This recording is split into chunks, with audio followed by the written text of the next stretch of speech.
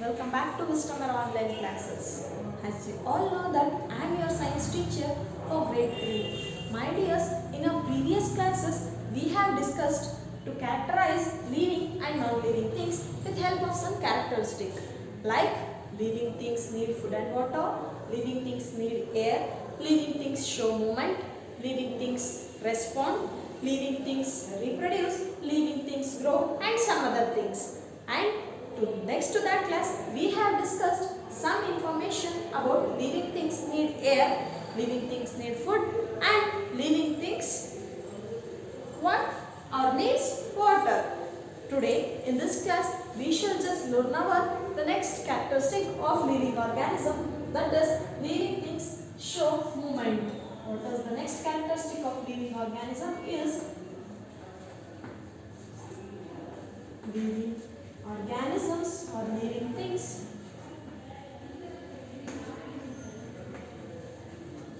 show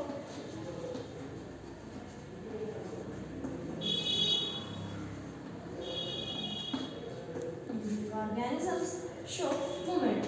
Here movement refers to some work done by some animals, plants, birds or some other living organisms or moving from one place to another place. Here, where living things show movement from one place to another place with the help of its own. For example, if I am walking here, it is with the help of my legs. They are my own legs, right? If animal or for example, if cat is moving, it is moving with the help of its own. But non-living thing like chalk is walking, it is not having anything of its own to walk, or with the help of me and my legs, it is moving from one place to another place. That is what here movement refers to. Similarly, we shall learn how movement takes place in animals and plants. Human beings or animals use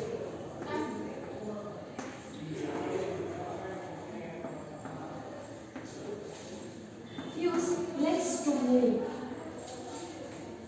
whereas insects or birds use their wings to move. Wings to fly, which help them to move from one place to another place. Next, fish help fins present in the fish helps them to move from one place to another place in presence of water. And these are all the things which are used by human beings, birds, animals and fishes to move from one place to another place.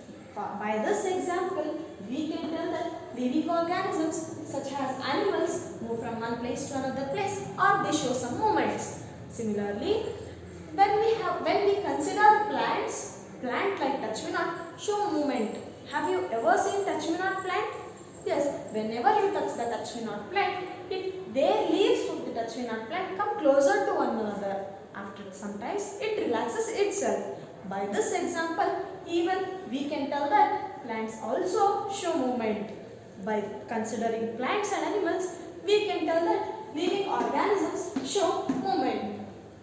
My dears, we have learnt 3 characteristics of living organisms. That is, living organisms need food and water, living organisms need air, living organisms show movement. And now we shall learn our remaining characteristics of living organisms. That is, living things feel, living organisms feel and respond.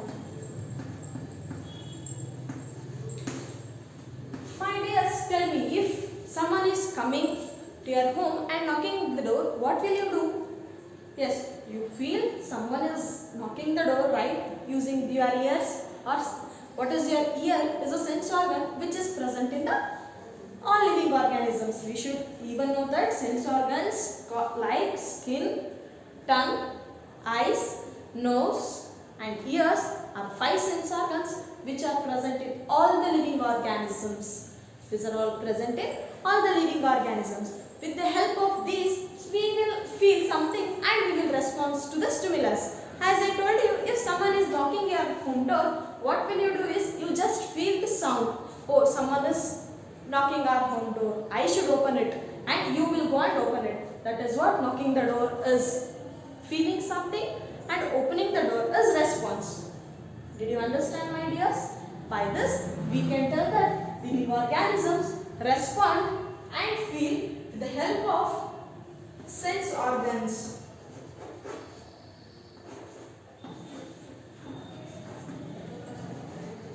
With the help of sense organs. Plants, like touch me not plant, as I told you before, even feel and respond. If I touch it, it will feel something and it will respond to that. Like it, as if it is feeling something, it will close its leaf. It even shows movement by this action, and even it shows it feels and responds to the stimulus whichever we have stimulated to the living organisms. Only not the knocking door. In case you are having a hot water in bucket, you are actually not knowing, what will you do is you will go and just dip your finger into that. What happens is you will feel very hot and suddenly you take off your hand from that bucket. What is this is, you feel that it is hot and you have responded to that stimulus, that is you have taken your hand back. That is what living organisms feel and respond. The next characteristic of living organism is living things grow. What is this? Living things grow. My dears, have you ever observed your photographies when you are in childhood? Yes, you might all have been observed your photographies when you are in childhood. Are you same when you are compared to your childhood photography and today's photography? No, you have grown from this to this much, right? That is what living organisms grow. Where human is also living organism and you are also living organism. So what you have showed your response, that is you have grown from this size to this size, from this height to this height. Living organisms even grow. For even the plants, whenever have you ever seen plants which have you ever planted a tree? No, you have never planted a tree, but you have planted just a seed or else a little baby plant which is grown into a very big tree. By this example, we can tell that plants and animals and even human beings grow. This is one of the characteristics of living organism that we have discussed in our first class. Our last characteristic of living organism is living things reproduce.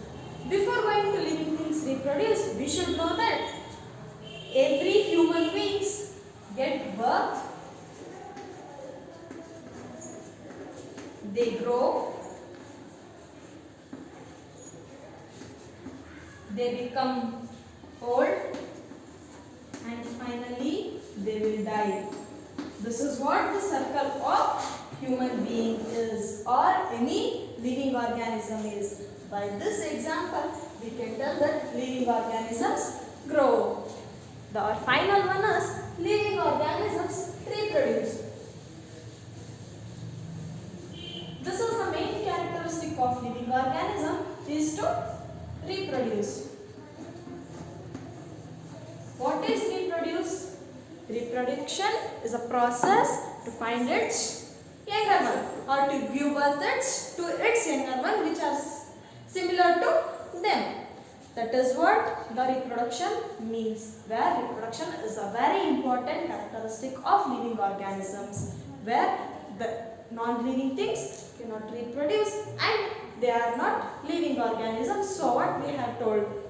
And by which example am I telling living organisms reproduce? For example, living organisms reproduce in two ways, where animals like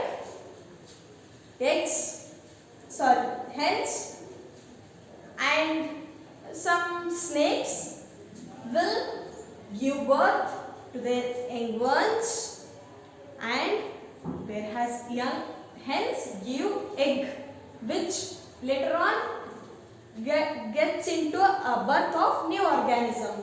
That is what the reproduction is in of two ways.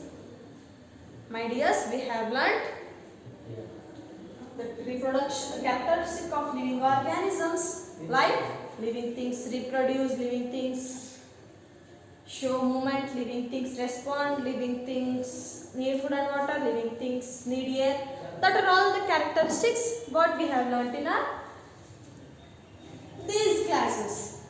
And in our next classes we shall just learn more information about living and non-living things. Thank you.